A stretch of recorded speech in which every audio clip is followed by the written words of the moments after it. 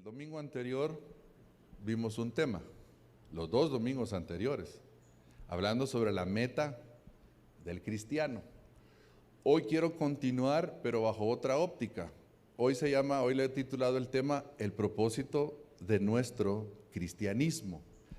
Y quiero enfocarlo desde este aspecto, así que van a ver cosas que posiblemente retome de lo que hemos estado viendo estos domingos anteriores, pero bajo este énfasis, bajo este aspecto de el propósito de nuestro cristianismo. Porque yo le voy a decir algo, hermano, el hecho de que seamos creyentes, y si me acompaña a Hechos capítulo 9, verso del 1 al 6, porque yo le voy a decir algo, la realidad de Cristo en nuestras vidas tiene un propósito, y no es únicamente que usted y yo vayamos al cielo. Definitivamente que eso ya es algo glorioso, grande, maravilloso y todo lo que usted quiere.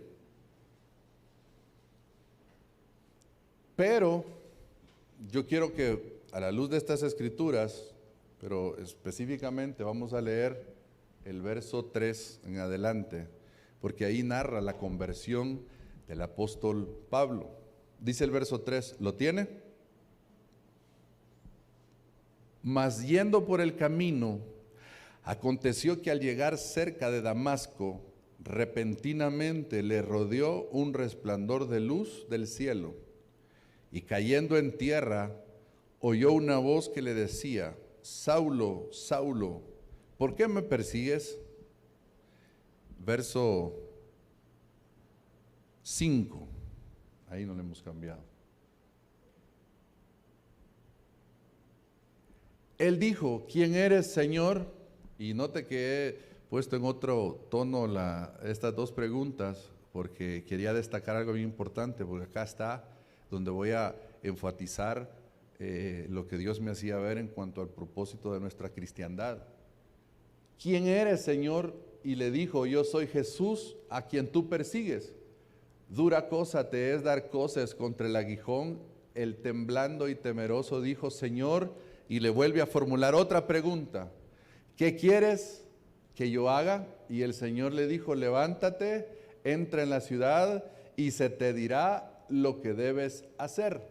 Entonces mire, antes de continuar acá, y que el Señor añada bendición a nuestras vidas, hermano, es interesante ver que el apóstol Pablo era un hombre religioso, conocedor del Señor, había sido criado por un doctor en la ley, Gamaliel.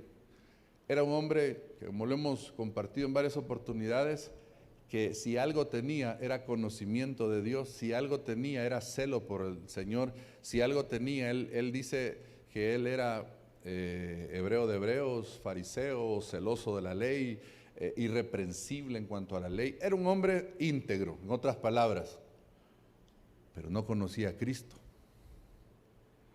Entonces, por eso quiero usarlo yo de modelo, o de ejemplo más bien, al apóstol Pablo, porque era alguien que entró a la cristiandad, era un hombre religioso, era un hombre temeroso de Dios, pero no era creyente en Cristo Jesús. No había recibido la revelación de quién era el Señor. Por eso la primera que le hace, ¿quién eres, Señor?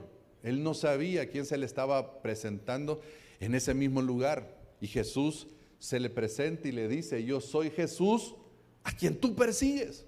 Porque la Biblia dice en los primeros versículos que no leímos, en el 1 y en el 2, que Pablo, aún respirando amenazas de muerte contra los cristianos, él llevaba cartas de los principales sacerdotes que lo autorizaban a él poder meterse a la sinagoga o donde él quisiera, y si encontraba a creyentes, a cristianos, a estos locos seguidores de Jesús, apresarlos y llevarlos por andar de revoltosos y andar trayendo cosas contrarias a la doctrina que él tenía. Lo interesante de esto es que Jesús le dice, yo soy Jesús a quien tú persigues. Entonces, ¿cuál es el propósito de la cristiandad? Número 1, conocer a Jesús. Y esto es bien importante, hermano, porque yo sé que usted me va a decir, yo ya conozco a Jesús, y definitivamente que hemos conocido de Él. Y yo quiero que vea que el apóstol Pablo le dice, ¿quién eres? Y la respuesta de él. Pero vaya conmigo a Filipenses, que es uno de los pasajes tan asombrosos, hermano, en esa dinámica de Pablo. Filipenses 3:7. Vamos a ir un poquito despacio. No sé si lo vamos a terminar de ver el tema, pero lo importante es que estos aspectos que parecen tan sencillos, hermano, vayan quedando muy grabados en nosotros, y ya va a ver por qué razón le quiero hacer ver yo todo esto. Como le digo, algunas cosas son repaso de lo que hemos estado viendo, pero es importante hacerlo. Filipenses 3:7. Pero cuantas cosas eran para mí ganancia, las he estimado como pérdida por amor de Cristo. Verso 8 es el que quiero destacar. Y ciertamente aún estimo todas las cosas como pérdida por la excelencia del conocimiento de Cristo Jesús, mi Señor, por amor del cual, lo que dice, hermano, y lo tengo por basura para ganar a Cristo. Antes de continuar, me parece importante algo. Todos en la vida hemos perdido cosas, hermano. Todos en la vida hemos experimentado o vamos a experimentar de una u otra forma pérdidas. Y me parece muy curioso e importante destacar, Pablo reconocía que había experimentado una pérdida, pero dice él que ha valido la pena porque a través de esa pérdida él va a conocer la excelencia de Cristo, por amor del cual lo he perdido todo, lo tengo por basura para ganar a Cristo.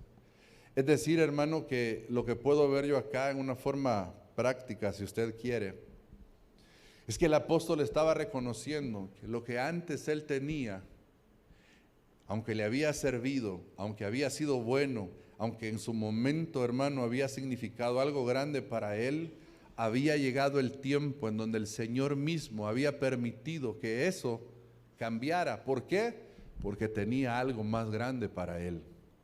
Yo le quiero decir algo a usted, hermano. Siempre, de una u otra forma, vamos a experimentar pérdida. Pero si es en Cristo Jesús, estoy seguro, hermano, que lo que Dios puede traer a usted en su vida va a ser más grande. Y yo sé que a veces el pensamiento es, hermano, ¿cómo puede ser eso?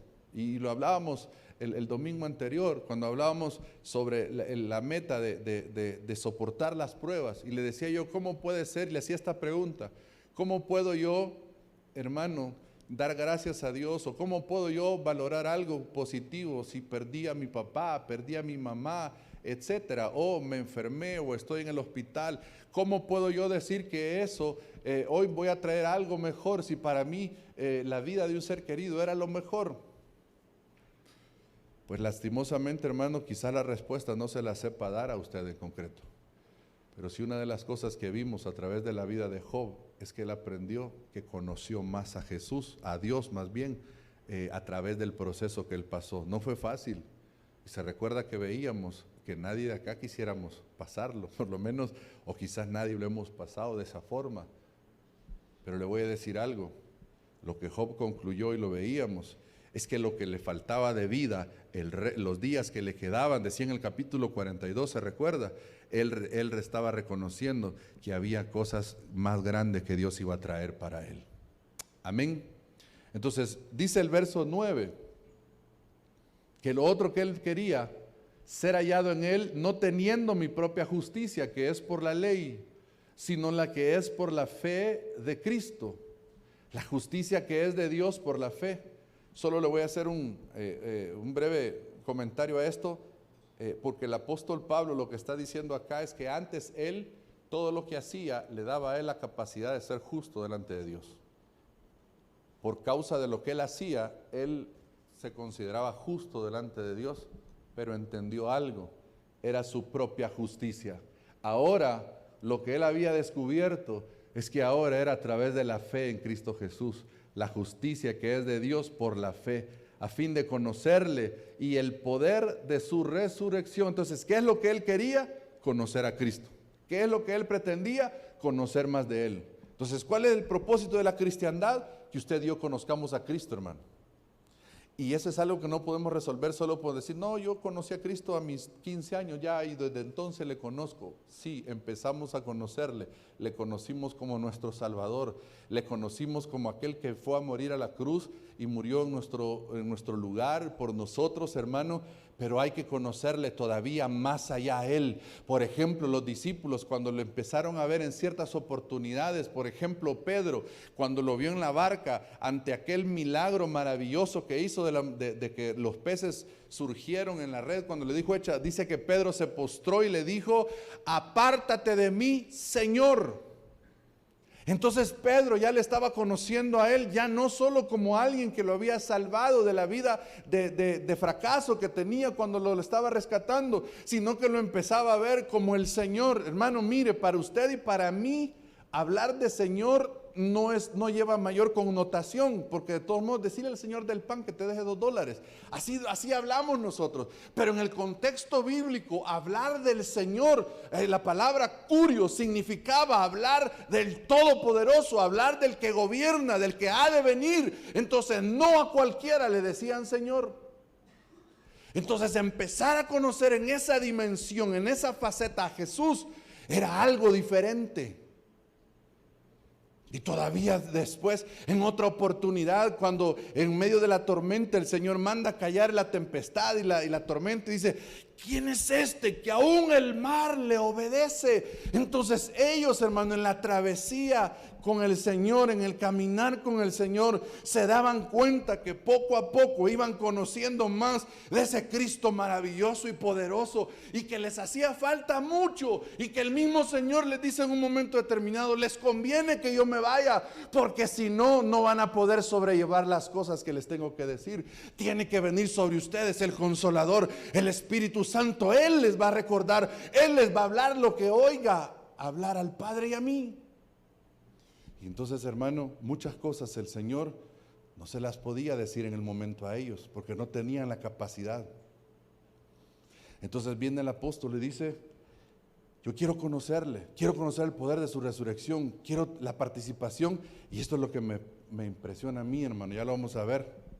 Mire, dice acá, y la participación de sus padecimientos. Hermano, yo quisiera participar en el Señor, en su gloria, en la bendición, en todo lo que eso significa. Pero si usted me dice, hermano, y usted quisiera participar en los padecimientos de Él, pues yo le diría, Señor, no sé por qué el apóstol quiere eso, pero yo no lo quisiera. No sé cuántos quisieran hacer lo mismo o pedir lo mismo que dice el apóstol Pablo. Imagínense lo que está diciendo. Quiero conocerlo en el poder de su resurrección, pero ya en esta parte, en la participación de sus padecimientos, ahí yo me quisiera apartar. ¿Cuántos se quisieran apartar conmigo? Todos, ¿verdad? Pero mire lo que viene después. Llegando a ser semejante a Él en su muerte. Hermano, entonces significa que para seguir en el proceso, para alcanzar lo que Dios tiene, le tengo una buena noticia, o no sé si la va a tomar usted como mala.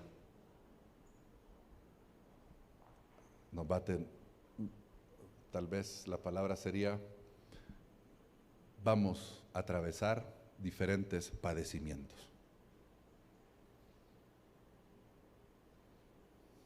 Como que no es muy buena noticia, ¿sabe? Nadie dijo amén.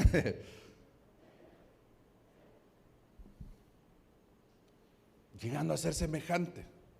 Entonces, conocer a Cristo, hermano, no solo es un proceso intelectual o mental, es una vivencia, ya lo vamos a ver más adelante. Conocer a Cristo no solo es el aspecto bonito que alguien podría decir, su milagro, su poder. Conocer a Cristo va a incluir, hermano, y ya lo vamos a ver un poquito más en lo que sigue. Conocer a Cristo significa también padecer. Y nadie nos anotamos para eso, nadie quisiéramos, hermano. Nadie está pensando, mire, todos, me decía mi esposa, estábamos estos días de estas fiestas navideñas, y se estaba acordando ella que el año pasado, el 2017, la Navidad del 2017, me decía ella, ¿quién iba a pensar que esa era la última Navidad que íbamos a pasar con mi papá. O estos tiempos, pues. Porque en el mes de abril del 2018 falleció mi suegro. ¿Y sabe por qué se acordó? Porque este día que estuvimos ahí en la casa de mi suegra nos tomábamos una selfie, ¿verdad? Toda la familia, vaya todos y todos los que estamos ahí, todos. Y se acordó que en esa Navidad habíamos hecho exactamente lo mismo. Uy, le dije, pues no quiero salir en la foto. Hermano, en ese momento que uno goza, disfruta, no está pensando, quizás de aquí a 2 meses, 3 meses vamos a estar tristes, vamos a pasar eso. Nadie piensa eso, hermano. Sin embargo, es un proceso normal y natural de la vida, pero ¿sabe qué? Aún en medio de esos procesos dolorosos, decía el apóstol Pablo, yo quiero participar. Pareciera que era alguien masoquista, pareciera que alguien que decía, no sé qué está diciendo Pablo, pero él estaba reconociendo que lo que en medio de esos padecimientos, él iba a ser semejante al Señor, porque si alguien padeció por usted y por mí, fue él. ¿O usted cree que la cruz fue algo sencillo de pasar? Mira, a mí me da cólera ver hay países, hermano, yo creo que en Sudamérica y no sé si en Guatemala donde más lo harán, cuando hacen los famosos viacrucis, pero vivientes, y sacan literalmente a personajes que los crucifican, hermano. De verdad los clavan y les ponen, tratan hermano, ¿sabe por qué me da cólera, hermano? Porque según ellos, cualquiera podría hacer eso. Qué esperanza, hermano. Lo que mi Señor hizo, no había nadie que lo podía hacer. Por eso fue Él el único, hermano. Por eso fue el sacrificio acepto al Padre. Los padecimientos de Él, hermano, no era algo solo, ponete aquí, poneme en la cruz. No era solo eso. Sin embargo, por amor a usted y a mí, Él padeció eso, hermano. ¿Cuántos se gozan de que el Señor haya padecido por causa de nosotros? Entonces, ¿sabe qué estaba entendiendo el apóstol Pablo? Que son necesarios. Pero ya lo vamos a ver acá. No se preocupe, vamos a... Algunas conclusiones que yo saco de esto del apóstol Pablo. Todas las cosas no se comparan al conocimiento de quién es el Señor. Nada, hermano. Por bonito, por grande, por maravilloso o por feo, lo que sea, nada se compara al conocimiento de quién es el Señor. El otro aspecto. Es por amor que aprendemos a darle valor a lo que verdaderamente lo tiene. Por amor de quién lo he perdido todo. El amor nos va a enseñar la prioridad, lo importante, lo más grande, y reconocer, hermano, que en medio de las circunstancias, como decía Santiago, volviendo al punto, amados hermanos, tened por sumo gozo cuando os halléis en diversas pruebas. Hermano, ¿quién va a tener sumo gozo? Pero dice algo Santiago, sabiendo que la prueba de vuestra fe produce paciencia, mas tenga la paciencia su obra completa, mas tenga la paciencia su obra completa, dice, para que seamos completos y cabales, o algo así dice. Es que eso de cabal es lo que yo molesto, pero entonces mire, por amor de que aprendemos a darle valor a lo que verdaderamente lo tiene. Y número 3, no es lo que yo hago, sino lo que Él hizo y sigue haciendo, por fe, por gracia. No se trata de mí, se trata de Él. No es lo que yo hago, porque el apóstol Pablo lo que estaba reconociendo, no es mi justicia, es Él, es su justicia, es por medio de la fe. Mire este otro versículo, hablando del conocimiento. Esta es la vida eterna, que te conozcan a ti, el único Dios verdadero, y a Jesucristo, a quien has enviado. ¿En qué consiste la vida eterna, hermano? ¿En que vayamos al cielo? No. Mire cómo dice. ¿En qué consiste la vida eterna? Que te conozcan. ¿Sabe qué es lo interesante de esa palabra? Viene del griego ginosko. Es conocer, saber, reconocer, sentir, entender, informar, llegar al conocimiento, cerciorar, comprender, conocimiento. Entonces, ¿sabe lo que dice el Señor? ¿En qué consiste la vida eterna? Y por eso es que tenemos una vida eterna que Él nos ha regalado. ¿Sabe para qué? para que sigamos conociendo y entendiendo quién es Dios, porque necesitamos tener vida eterna para seguir, porque hermanos, Dios es infinito. Y es imposible que de la noche a la mañana alguien diga, yo ya conozco a Dios. Mentira, hermano. Necesitaríamos 1000 años para empezar a conocer un poquito más a Dios. Y la eternidad. Saber absolutamente. Y esta es la vida eterna. Que nos vayamos al cielo, a las moradas celestiales. No, hermano. ¿Se da cuenta cuál es la diferencia de lo que tenemos que hacer? Entonces, ¿sabe qué, amado hermano? Este año terminó prácticamente y se inicia un nuevo año. Y si algo debemos tener como meta, es conocer más de Dios, hermano. Porque, hermano, no conocemos todavía, por lo menos, quizás no lo que Dios quisiera que conociéramos de Él. Porque todavía nos hemos quedado a veces entrampados en una que otra cosa que no hemos resuelto, ya sea del corazón, familiar, laboral, y entonces nos hemos quedado a medias ahí y eso no nos deja avanzar. Y por eso vamos a ver más adelante otros aspectos que es necesario. Entonces mire, ¿qué implica el conocimiento? Conocimiento de Dios implica en primer lugar lo escrito. Porque no vamos a negar, hermano. ¿Usted quiere conocer a Dios? Hay que ir a la Biblia, hermano. No es que usted en su casita se va a quedar, Señor, yo te quiero conocer y ahí estuvo, hermano. No, es cierto, ya vamos a ver lo otro. Mire lo que te decía el Señor en Juan 5:39. Escudriñad las Escrituras, porque a vosotros os parece que en ellas tenéis la vida eterna, y ellas son las que dan testimonio de ¿quién, hermano? De mí. ¿Sabe que cuando los discípulos iban camino a Emaús, que el Señor los encontró, que iban todos cabizbajos y les dijo el Señor, y miren, ¿y por qué están tristes? ¿Y por qué esas pláticas que llevan entre ustedes? Él le dijo, eres el único forastero que no se ha dado cuenta lo que ha sucedido en estos días. No, les dijo el Señor, ¿qué ha sucedido? Jesús, varón, profeta, poderoso en palabra, y empieza a decir, nosotros esperábamos que Él era el que iba a traer el consuelo a Israel, pero ahora además ya es el tercer día que eso ha pasado. Y bien, pues nada pasó, pues nosotros pensábamos que Él era, pero ¿qué? Y dice la Biblia, hermano, que el Señor les empezó a hablar, a abrir las Escrituras desde Moisés y los empezó a llevar todo lo que de Él decían. Es decir, que toda la palabra, el centro de la Biblia, de la palabra, es Jesús, hermano. O sea que Génesis, usted tiene que encontrar a Jesús ahí.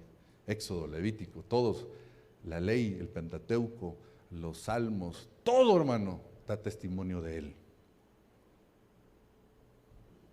Entonces, para conocer al Señor, ¿qué implica? Hay que ir a lo escrito, hermano. Escrito está. Hay que escudriñar la palabra. Yo le hago la broma a usted aquí cuando decimos, hombre, la Biblia, voy para la iglesia, ¿y dónde? Pero si ahí la tenía, si el domingo en el carro, ahí la eché, no, mira, hermano, desde el domingo no la había sacado del carro. Y entonces, ¿cómo escudriñar? ¿Cómo conocer más del Señor si no leemos la Biblia? Que este año que viene, hermano, de verdad nos propongamos conocer más del Señor. Por eso, mire, qué bueno. ¿Quiénes están en Insta acá? Levanten la mano, los que ya pasaron. Levanten su mano. Esa es una herramienta maravillosa para seguir aprendiendo, hermano. De lo escrito. Pero ¿sabe qué es importante? Dice que los bereanos iban al culto, hermano, y escuchaban hablar a los predicadores y después se iban a la casa a revisar si era cierto lo que se había dicho y comprobaban, es cierto, decían, es cierto, ahí está escrito. Implica lo escrito, pero esto es lo que me sorprendió a mí también. Esto ya es maravilloso, porque hay que ir a las Escrituras. Entonces usted propóngase este año como, mire, todos los años nos hacemos propósitos, pero si algo, hermano, es esto, escudriñar, hermano, escudriñar. Y no dice solo leer, fíjese, dice escudriñar. ¿Qué implica más conocer al Señor? Las experiencias de lo escrito. Es que esto es maravilloso, hermano, porque eso que está escrito es palabra viva de Dios y tiene que hacerse vida en nosotros. Si eso que está escrito no se hace vida en nosotros, hermano, el problema no está en lo escrito, el problema está en nosotros. Ya sea por ignorancia, ya sea por prejuicios, por lo que sea. Acompáñenme a Hechos capítulo 10, verso 42. Esto es interesante, hermano. Esto es el episodio cuando Pedro está en la casa de Cornelio y está relatando, entre otras cosas, en el verso 42, Hechos capítulo 10, verso 42.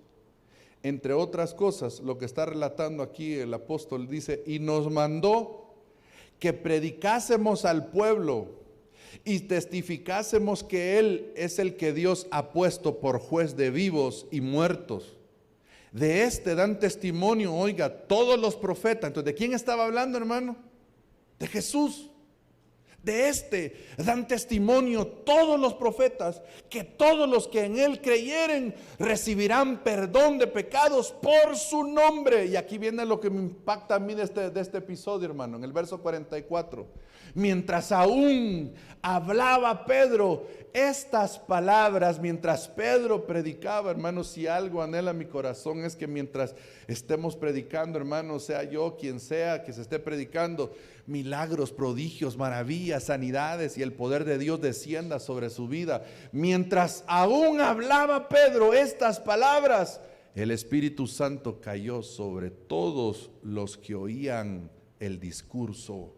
Y los fieles de la circuncisión que habían venido con Pedro se quedaron atónitos de que también sobre los gentiles se derramase el don del Espíritu Santo, porque los oían que hablaban en lenguas y que magnificaban a Dios. ¿Qué estaba pasando ahí? Que lo escrito se estaba haciendo vida en la familia y en la casa de Cornelio. Por ejemplo, hermano, la Biblia dice en el Salmo 23, ¿se recuerda usted ese salmo? Casi yo no me acuerdo de ese salmo, hermano, porque no es muy común, pero ¿alguien se acuerda qué dice el Salmo 23? ¿Ah?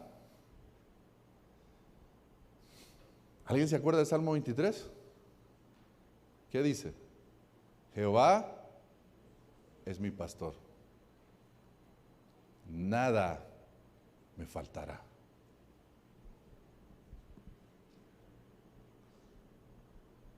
Ok, lo escrito que dice, que si Él es mi pastor, nada me faltará.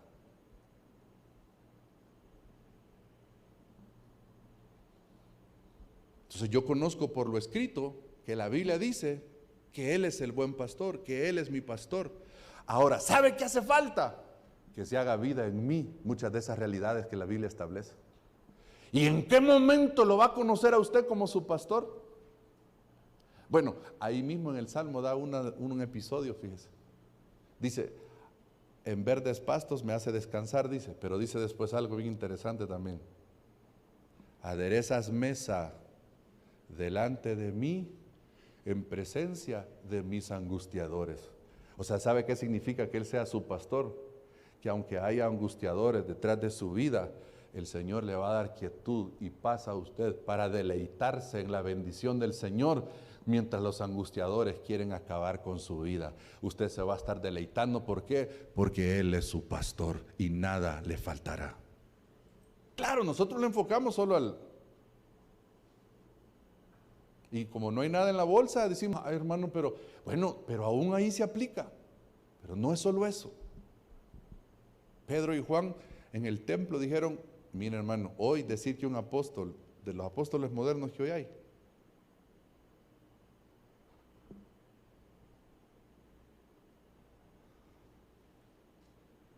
algunos genuinos, otros no, pero no ese es el tema. De los apóstoles hoy modernos, si le dice usted yo soy apóstol y lo ve sencillo, sin carro y sin dinero, usted diría, pero digamos cualquier líder, pastor, mire, si uno es pastor, es muy sencillo, o no tiene muchos recursos, entre comillas. ¿Sabe cuál es la crítica? Este hermano le hace falta fe. Este hermano quizás en pecado anda. Pero si es opulento, si tiene un buen carro y si se ve que los recursos tiene. Este anda en malos pasos. Aquí hay lavado de dinero.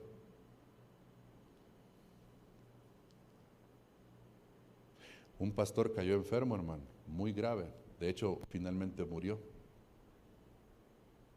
¿Sabe qué dijeron en la congregación? El hermano está en pecado y está bajo juicio de Dios, creo que era. ¿Y sabe qué hicieron varios de los líderes?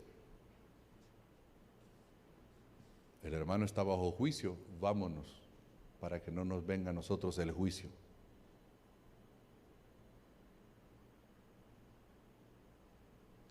Pero hubo 2 apóstoles genuinos del Cordero, hermano, que llegaron al templo y estaba alguien necesitado y extendiendo su mano. Y dice que Pedro le dijo, míranos, ¿dinero querés? Pero no tenemos. No tenían, hermano, dinero, pero tenían algo más glorioso, tenían de Dios. Y le dice, oro y plata no tengo, pero lo que tenemos te damos. En el nombre de Jesucristo, levántate y anda. Y al instante el hombre se levantó y empezó a andar y entró al templo saltando y andando y alabando al Señor, glorificando al Señor. ¿Por qué? Porque habían 2 hombres que en medio de los padecimientos posiblemente habían perdido, hermano, recursos, como en un momento determinado le dijeron al Señor, nosotros lo hemos dejado todo por ti, Señor. Pero ahí estaban haciendo la voluntad del Señor y el Señor usándolos como instrumentos poderosos de Él. Entonces no se fijen en lo que hoy no tiene, humanamente hablando. Más bien fijémonos en lo que tenemos de Él, en lo que Dios nos ha dado, que eso es grande y es maravilloso. Porque hay un problema serio en no conocer al Señor, hermano. Este es uno de los versículos que lo dice. Oseas 4:6. Mi pueblo fue destruido porque le faltó conocimiento. Por cuanto desechaste el conocimiento, yo te echaré del sacerdocio. Y porque te olvidaste de la ley de tu Dios, también yo me olvidaré de tus hijos. Mira, hermano, el desechar el conocimiento trae problemas. El pensar que lo que está escrito no es importante, no es para este tiempo y desecharlo. Esta palabra conocimiento en el Antiguo Testamento es esta dat del hebreo. Conocimiento, ciencia, conocer, docto, entendimiento, inteligencia, intención, saber, sabiduría, sentido. Básicamente lo mismo que vimos en el Nuevo Testamento. Entonces, a ver, ¿qué dijimos que era el primer propósito del cristianismo, hermano? ¿Hola? Conocer a Jesús. Conocer a Jesús. Hay que conocer a Jesús. Hermano amado, le voy a dar un consejo, un último consejo en ese punto antes de pasar al siguiente. A veces a uno le llega la cosquillita de pensar que ya uno conoce a Dios, o que ya uno se conoce lo que la Biblia dice. Tenga mucho cuidado, hermano. Ay, el hermano lo que va a predicar. Ese tema es de escuela dominical. Pero no de escuela dominical para adultos, sino que de niños. Ese es para clase de niños. Pues ¿sabe qué, hermano? A veces en esa sencillez se viene a evidenciar que necesitamos conocer más a Jesús, porque siendo Él quien era, jamás se levantó a decirle a los discípulos o a alguien, pero qué bruto sos, ¿cómo decís eso? Nunca, hermano.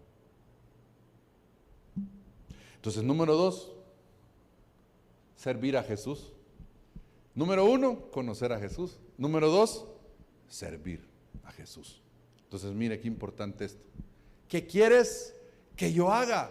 En el verso 6, la parte de B. Levántate y entra en la ciudad y se te dirá lo que debes hacer. Dice la Biblia, hermano, en Filipenses, se lo leo yo, verso 13 del capítulo 3. Hermanos, yo sé muy bien que todavía no he alcanzado la meta, porque hemos estado hablando de la meta, pero he decidido no fijarme en lo que ya he recorrido, sino que ahora me concentro en lo que me falta por recorrer. Así que sigo adelante hacia la meta para llevarme el premio que Dios nos llama a recibir por medio de Jesucristo. Todos los que ya hemos progresado mucho en nuestra vida cristiana, dice esta versión, debemos pensar de esta manera. Y si alguno de ustedes piensa de manera diferente, hasta eso les hará ver Dios con claridad. Lo importante es que todos nosotros sigamos las mismas reglas. Él entendía que había una meta que alcanzar, hermano. Él entendía que era instrumento de Dios. Y aquí quiero decir algo. Ya solo voy a poner ahí para que lo busque. Hechos 9:15. Esto se lo está diciendo el Señor a Ananías antes de ir a orar por Saulo. Cuando le dice que él ve, porque instrumento escogido me es este, para llevar mi nombre en presencia de los gentiles y de reyes y de los hijos de Israel. Y aquí viene la parte donde ya Pablo había entendido también, hermano. Porque yo le mostraré cuánto le es necesario padecer por mi nombre. Interesante, hermano. Porque como le decía yo hace un momento, qué curioso que el servir a Dios incluye los padecimientos. Cuando uno ve esto, hermano, y lo ve que Dios mismo le está diciendo, yo le voy a mostrar que tiene que padecer por mi nombre. Humanamente eso no se entiende, hermano. Pero Pablo lo llegó a entender y dijo, si yo padezco juntamente con él, voy a participar de la resurrección, voy a participar de todo lo que él ha dado, voy a participar. O sea, él entendía, en otras palabras, él entendía que dentro del paquete de la bendición de conocer al Señor, viene ese apartado, ese ítem que se llama padecimientos. Y muchos de acá le quisiéramos dar delete, ¿verdad?, a esa carpeta, decir, esta carpeta, no, esto que yo voy a hacer salvo, que Dios me va a usar, todo esto sí quiero que vaya ahí en mí. Pero esto que dice padecimientos, no, esto lo voy a borrar. No se puede. Yo le mostraré cuánto le es necesario padecer por mi nombre. Hermano, ¿y por qué Dios hace eso? ¿Y por qué? Yo no le tengo la respuesta a ciencia cierta. Posiblemente usted en su vida y a través de los padecimientos, usted comprenda o tenga alguna respuesta. Pero es algo que cada uno va a descubrir. Por ejemplo, hablando siempre del apóstol Pablo, dice que por causa de su revelación le fue dado un aguijón en la carne que lo abofeteaba constantemente y del cual había pedido 3 veces al Señor que se lo quitara. Y el Señor le dijo, bástate mi gracia, porque mi poder se perfecciona en tu debilidad. ¿Tú sabes qué decía después Pablo?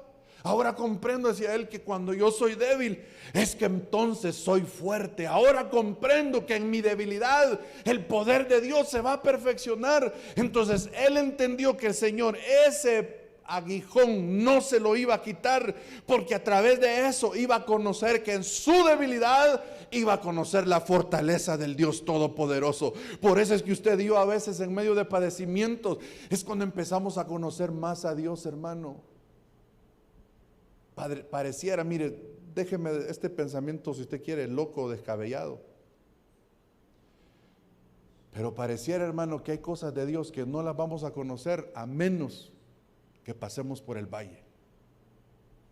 Por ejemplo, el mismo Salmo, uno de los salmos, el 23, ¿verdad? Aunque ande en valle de sombra de muerte, tu vara y tu cayado me infundirán aliento.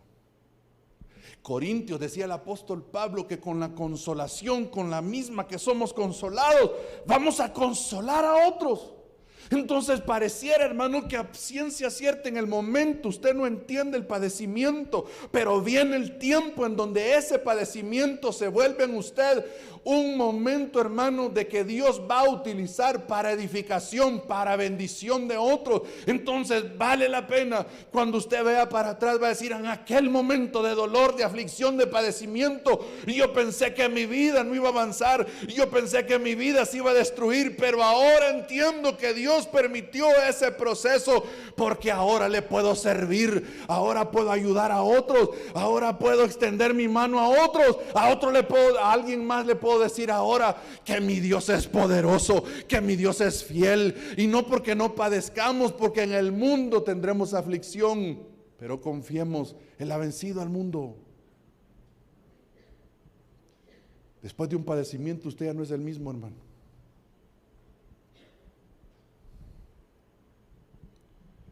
Estamos en el servicio. Él nos dio ejemplo. ¿Se recuerda aquel momento en donde Él lavó los pies de sus discípulos? Qué momento más extraordinario, hermano. Yo no sé cómo habrá sido estar ahí sentado. Bueno, en ese momento, imagínese usted esto. No crea usted que eran las mesas así como las mesas que usted y yo tenemos, así, esas mesas así de para 10 personas. Algo así tiene usted en su casa, ¿verdad? Para 12 personas. Con aquellas sillas, hermano, que parecen de reyes, ¿verdad? Mis papás mandaron a hacer hace años, hermano, un comedor como para 10 gentes, hermano. Lo chistoso es que le dejaron sus patas, hermano, que cuando uno se siente y como de madera, le hace estorbo, porque ahí están entonces no cabe bien toda la gente, todas las sillas, hermano. Pero ese es solo un chascarrillo que le quiero mandar. Lo que le quiero decir es esto: entiendo yo que eran unas mesas o unos lugares más bajos. Entiendo yo que el lugar donde ellos estaban sentados posiblemente era en el suelo. O sea, ¿qué significa entonces que Jesús se bajara? Mire, aún ahí en la silla que usted está, aún yo para lavarle, que casi sería igual, si yo me bajara a amarrarle la cinta, por ejemplo, me tendría que agachar y casi que ponerme en el suelo para hacerlo. Y entonces viene el Señor después de ese episodio y les dice: vosotros me llamáis maestro y Señor, y tenéis razón, porque lo soy. Interesante, ¿verdad? Pues si yo, el Señor y Maestro, os lavé los pies, vosotros también debéis lavaros los pies los unos a otros, porque os he dado ejemplo para que como yo os he hecho, vosotros también hagáis. Entonces, ¿quién nos dio el ejemplo de servicio? El Señor. Mira, a veces yo sé que hacemos un momento jocoso de eso. ¿Qué habrá sido lavarle los pies a un pescador, hermano? Habrá tenido ojo de pescado por ser pescador.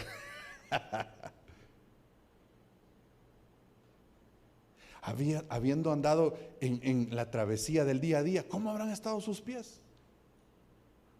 Y vemos ahí al Verbo encarnado, al Hijo del Dios viviente, al Dios todopoderoso hecho hombre, tomando naturaleza humana. Lo vemos ahí lavando los pies de sus discípulos, hermano. Qué ejemplo más extraordinario, hermano. ¿Sabe qué? Dice Filipenses que Él, teniendo forma de Dios, no escatimó eso como algo a que aferrarse, sino que se despojó y se humilló, y en la condición de siervo, se hizo siervo, y en la condición de siervo se humilló, etcétera, hasta llegar a la cruz. Entonces, ¿sabe lo que le quiero transmitir yo? Aunque creo que ya se lo he dicho un par de veces. No importa cuál posición usted tenga, jamás tendrá una posición más grande que la que Jesús tenía. Porque eso es cierto, hermano. A veces, es que yo como ya soy licenciado, hermano. Ah, no, y ahora no. Ahora la gente, y está bien, yo no estoy en contra de eso. Ahora ya no solo, ¿cómo se llama usted? Licenciado Francisco Emilio Carranza. Hermano, el nombre no dice así en la partida de nacimiento, pero así decimos porque queremos dar a entender que ya somos licenciados. Pero ahora ya no solo es licenciado, ahora es MSC, Francisco Emilio, bueno, no, yo no tengo ese tampoco. Y entonces llegó una persona allá a la oficina y le dijo al compañero que le estaba notificando algo, le estaba dando un documento. Ahí se han equivocado, le dijo. ¿No es usted fulanito de tal? ¿Cómo no? Le dijo. Revise bien que se ha equivocado, le dijo. Y mi compañero cortando vara, hermano, así iba a deber y leía el nombre. Y veía el expediente, pero si usted es, mire, es que me han puesto licenciado y yo soy doctor, le dijo. Ay, hermano. Entonces le dijo a mi compañero de una forma así bien sutil. Ah, bueno, entonces ¿sabe qué? Ya no le puedo notificar, le dijo, porque el auto está así. Entonces ahí se equivocaron, deme la notificación y tendría que regresar. Ah, no se preocupe, así déjelo, le dijo. Mire, yo entiendo, hermano, el esfuerzo, y no solo físico, sino aún económico, y lo que implica, y el que usted tenga un grado, un avance, y qué bueno, y los jóvenes que están acá, métanle, porque ahora, hermano, cada vez más, usted dice hoy que es licenciado, ya no lo quieren tomar en cuenta, hermano, ahora sí ya tiene maestría. Entonces yo no estoy en contra de eso, al contrario, métale con todo. Lo que yo estoy diciendo es que eso no tiene que ser impedimento para decir, es que como ahora yo soy pastor, es que como ahora yo soy ya licenciado, yo ya no puedo agarrar una escoba, hermano, porque no hay una posición más grande que la que Jesús tenía. Y Él se despojó y se humilló para servirnos a usted y a mí.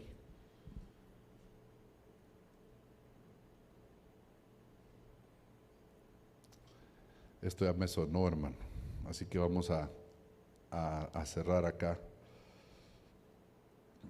Solo quiero recordarle algo. Voy a cerrar acá mejor. El propósito de nuestra cristiandad, hermano, se está perdiendo hoy en día. Porque hoy, lastimosamente, hermano, lo que se está volviendo el cristianismo se está diluyendo, así lo veo yo. ¿Por qué? Porque ahora el enfoque de todo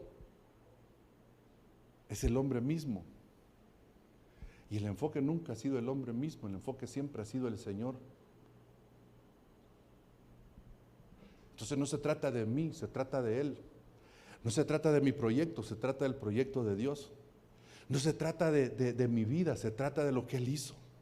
No se trata de mis sueños y anhelos, aunque Dios, hermano, en su misericordia, dice un versículo maravilloso: deleítate a sí mismo en Jehová y Él te concederá las peticiones de tu corazón. Hermano, aunque están esos escritos maravillosos ahí, pero no se trata de mí. Se trata de Él. Y las cosas que hoy usted y yo vivimos y pasamos, buenas o malas, son parte de un proceso en el cual, hermano, Dios está trabajando como el buen alfarero que Él es, para hacer de usted y de mí un instrumento, un vaso de honra, en donde Él pueda depositar su gloria, en donde usted y yo podamos ser instrumentos. Sé que hay dudas, sé que hay pensamientos que vienen a nuestra mente que nos hacen cuestionar mucho de eso. Sé que hay situaciones que estamos viviendo, hermano, como cuando un matrimonio está teniendo situaciones que están hablando aún de aspectos de divorcio, y poder decir, ¿cómo Dios nos va a usar si ahorita lo que nos conviene mejor es calabaza, cada quien para su casa? Entonces, aún en esos momentos, hermano, yo sigo creyendo que Dios tiene cosas grandes para nosotros. No porque yo lo diga, sino porque en la Biblia está escrito, hermano, todo ayuda bien a los que amamos al Señor. Y yo quiero esta tarde, hermano, antes de que salgamos de acá, yo quiero bendecirlo, hermano. Mire, usted ya es bendecido por el Señor. Usted ya está bendecido por causa de Cristo. Pero Dios me inquietaba, hermano, aparte de que meditáramos en este tema, yo quiero que se ponga de pie un momento, hermano.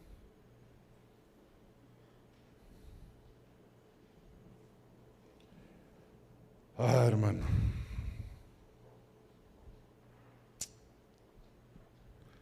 yo quiero orar por usted y bendecirlo. Sabe, hermano, la bendición viene del Señor, pero también somos bendecidos para bendecir. Y la bendición, hermano, Entonces yo le decía, Señor, ¿cómo hago? Pero tengo esta inquietud en mi corazón y tengo el tema. Entonces al final yo quiero decirle algo. Yo quiero orar y bendecirlo a usted, hermano. Este año termina, pero eso no es problema para Dios. Este tiempo, Cronos, llamado 2019, termina en un par de días. Pero la misericordia de Dios no se termina, hermano. Así que yo quiero iniciar con aquella bendición sacerdotal, hermano, que está escrita en Números. Y quiero orar al Señor antes de orar y bendecirlo. Padre, gracias por este tiempo, por tu palabra.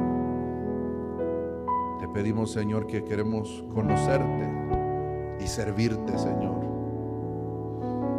Parecen aspectos tan sencillos, Padre, pero involucra tantas cosas. Señor, prepáranos para conocerte y para servirte. En el nombre de Jesús. Señor, aquí está tu pueblo. Estamos cerrando este ciclo, este tiempo, Cronos.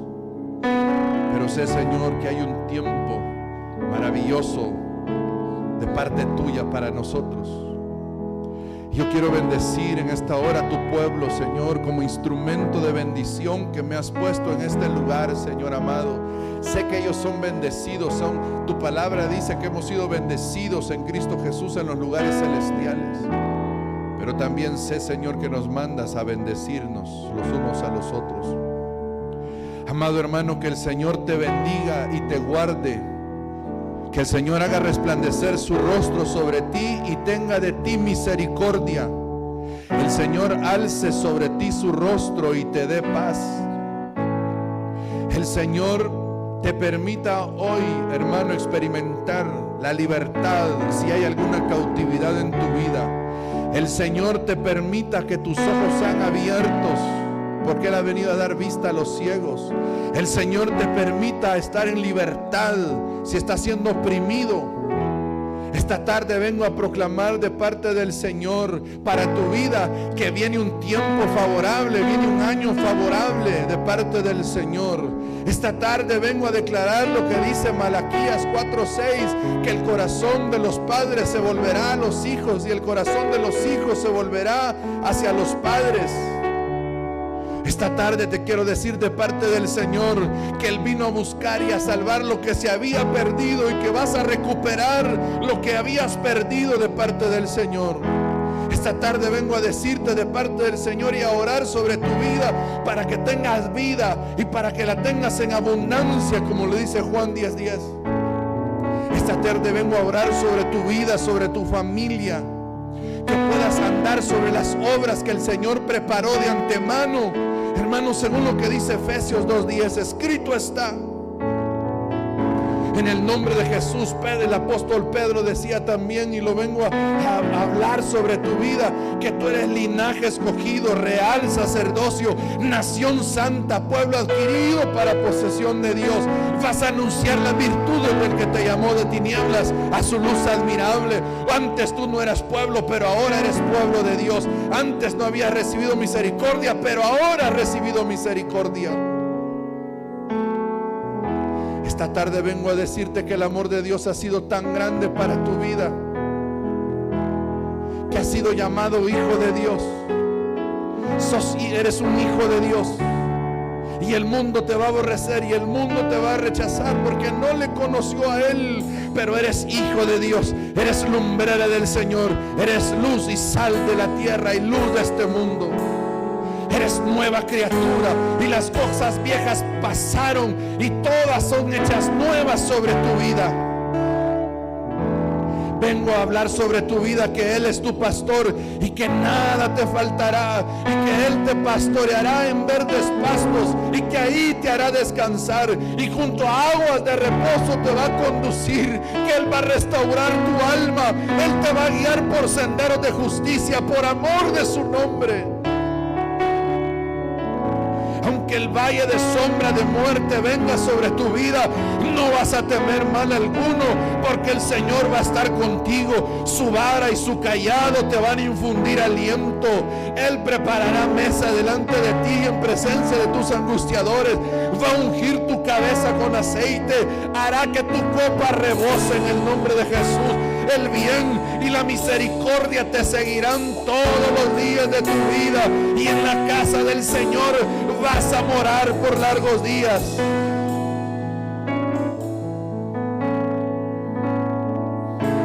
Vengo a hablar sobre tu vida, sobre tu familia, que si eres hijo de Dios también eres heredero. Eres heredero de Dios, eres coheredero con Cristo, y que vas a padecer con Él, pero también vas a ser glorificado con Él, como dice Romanos 8:17. Vengo a profetizar sobre tu vida, que en todas las cosas que te ocurran vas a ser más que vencedor por medio de aquel que te amó, porque vas a estar convencido que ni la muerte, ni la vida, ni ángeles, ni principados, ni lo presente, ni lo porvenir, ni los poderes, ni lo alto, ni lo profundo, ni ninguna otra cosa creada te van a separar del amor de Dios que es en Cristo Jesús, Señor nuestro. Este año te vas a volver de todo corazón al Señor en arrepentimiento, en conversión genuina, y van a venir del Señor tiempos de refrigerio, y tus pecados serán borrados.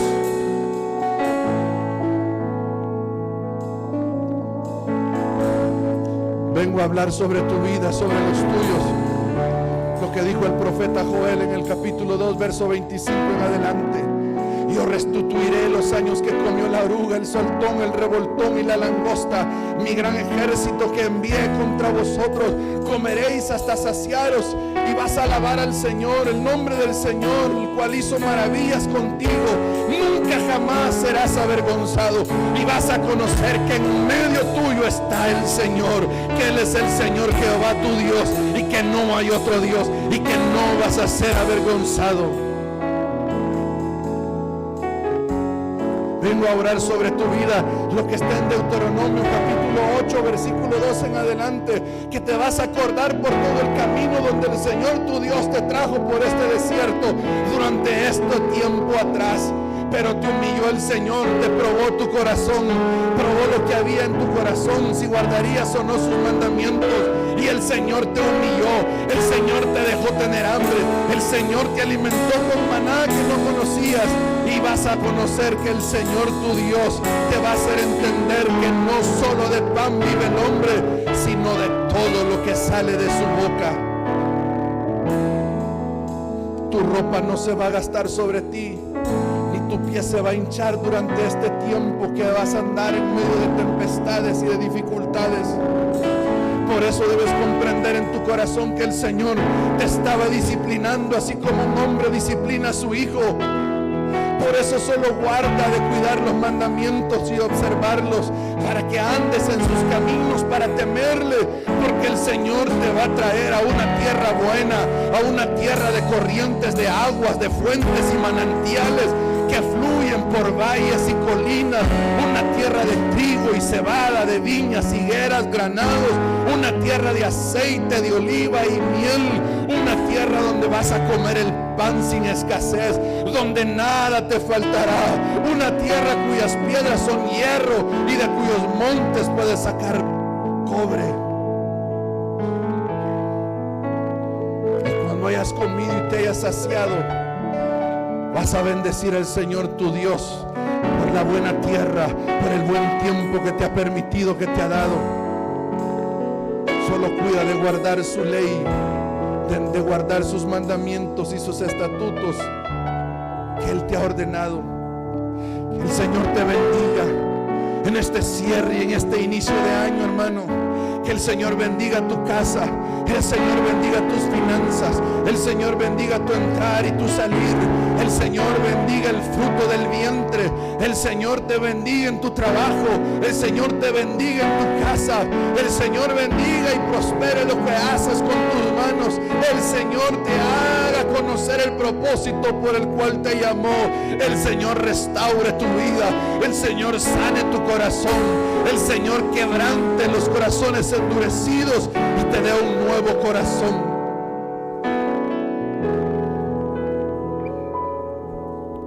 En el nombre de Jesús, Señor, yo creo que me has mandado a bendecir de esta forma a tu pueblo, y aunque yo me quede corto, Señor, sé que en tu corazón está el anhelo de bendecir a tu pueblo, Señor.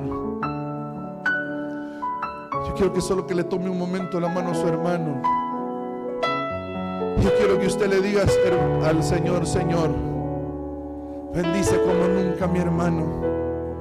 Que este nuevo año, Señor, se encuentre contigo como nunca antes. Que te conozca a ti, que te sirva a ti. En el nombre de Jesús, amado hermano, baste ya el tiempo, dice su palabra, de haber hecho lo que agradaba a la carne. Baste ya el tiempo hoy. Entramos en una nueva etapa. Entramos en un tiempo de visitación y de gloria de parte del Señor. Entramos en un tiempo en donde tú vas a servirle a tu Dios, en donde te vas a levantar como el apóstol Pablo se levantó a hacer la voluntad del Señor. Yo bendigo hoy tu caminar. Yo hoy, en el nombre de Jesús, le pido al Señor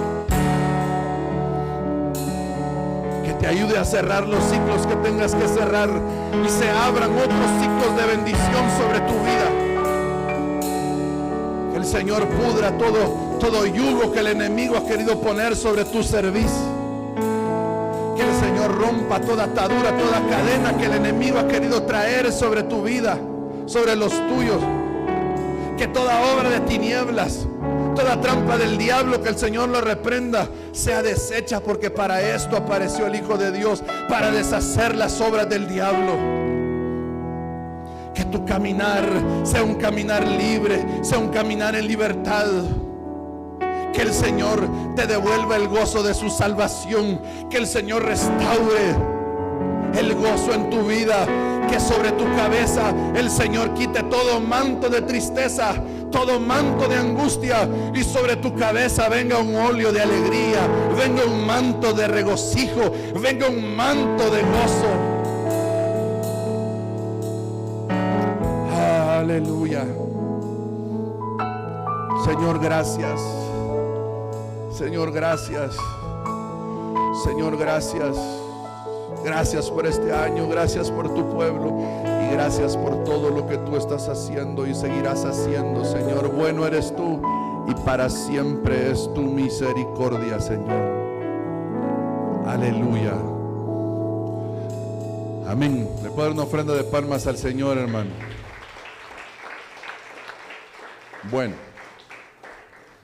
Bueno es el Señor. Amén.